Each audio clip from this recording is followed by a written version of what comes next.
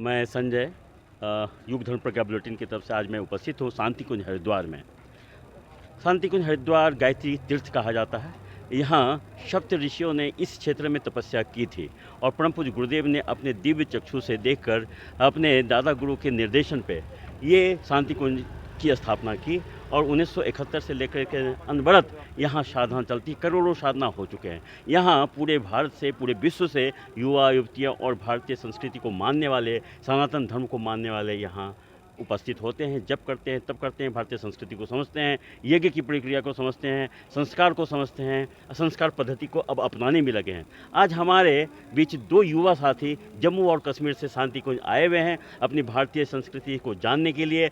इनके प्रति, इनकी उम्र अभी 25-26 साल हो रही है और ये भारतीय संस्कृति के प्रति रुचि रखते हैं। निश्चित रूप से हमारा आने वाला भविष्य उज्जवल होगा। आइए मैं इनसे अपनों से अपनी बात करते हैं। आपका नाम क्या है? भाई साहब शुभम, जम्मू कश्मीर से। आपका क्या नाम हुआ? मेरा नाम सिमरन पाल, जम्मू कश्मीर से। आप क्या करते हैं? मैं ग्रेजुएशन कर रहा हूँ। ग्रेजुएशन कर रहे हैं? हाँ जी। आप एजुकेशन में क्या कर रहे हैं? जी भाई साहब, पॉलिटिकल साइंस का पॉलिटिकल साइंस कर रहे हैं। जी जी जी। आपके जीवन का उद्देश्य क्या है? मेरे जीवन का उद्देश्य है सादा जीवन उच्च विचार। वाह, क्या बात है। आपके जीवन का उद्देश्य क्या है? मेरा भी सादा जीवन। सादा जीवन उच्च विचार। आज के युवा जो ये स्लोगन बोल रहे हैं, सादा जीवन उच्च विचार, परम पूज्य गुरुदेव ने कहा है सादा जीवन उच्च विचार जीवन का है ही आधार।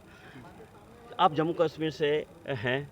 अभी हम टीवी पे तो सुनते हैं, हमें जम्मू कश्मीर जाने का मौका नहीं मिला, लेकिन जो हम पहले जो न्यूज़ सुनते थे बहुत दुखी होते थे कि युवा भटक गए हैं, आतंकवादियों के साथ मिलकर के उस क्षेत्र को प्रभावित कर रहे हैं। आप क्या सोचते हैं वहाँ के युवाओं के बारे में?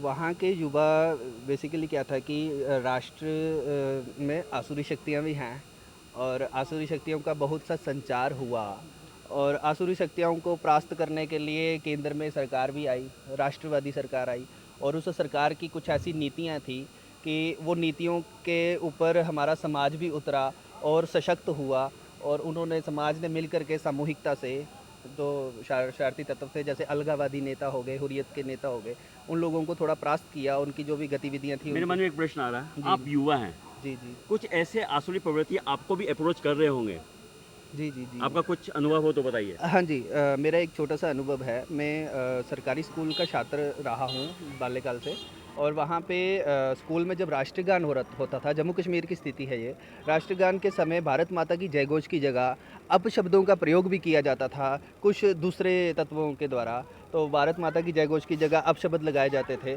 और जम्मू कश्मीर प्रशासन में भी कुछ ऐसे शरारती तत्व थे जो कि भारत माता को जय की जगह उनको अपशब्द कहे जाते थे भारत के मतलब विरुद्ध। तो बहुत ही हमें निंदनीय लगता था और उनके साथ हमने संघर्ष भी किया है समाज के साथ मिल कर के। उस समय आपको डर के माहौल में रहना पड़ता होगा? नहीं, डरना बेसिकली परिवार के संस्कार हैं और सामाजिक गतिविधियों से हम थोड़ा जुड़े रहते कहा हैं। जाता है कि ये जो विशेष समुदाय के लोग हैं भारत में, वो बेसिकली तो सनातन धर्म जी, के थे, basically वो क्या- कन्वर्ट हो गए। हाँ, आपको कुछ बताया जाता है कि आपको उस क्षेत्र में? उस समाज का ये है कि वहाँ की जो बेटियाँ हैं, उस समाज की जो बेटियाँ हैं, वो हिंदू धर्म के जितने भी हमारे भाई लोग हैं उन पे बहुत विश्वास करती हैं। अभी हमारे एक एसएसपी थे जम्मू के, मुस्लिम परिवार से थे, उनकी बेटी थी स्कूल में और वो हमारे बीच में रह कर के अपने आप को सुरक्षित फील करती थी और ये बहुत ही मतलब वंदनीय है हमारा समाज। देखिए, ये है भारतीय संस्कृति की पहचान। हम सर्वे बंधु सुखिनः की बात करते हैं। हम कभी भी हिंसा के पुजारी नहीं हो सकते, हम अहिंसक हैं।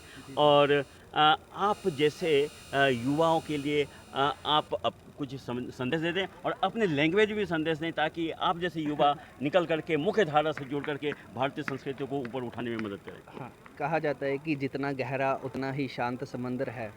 ठीक है, तो उसी शांत समंदर में हम लोगों ने रहना है और अपने जो गहराई है, अपनी संस्कृति की गहराई है, उसको समझना है ताकि हमारा समाज अपना उन्नति की ओर अग्रसर हो।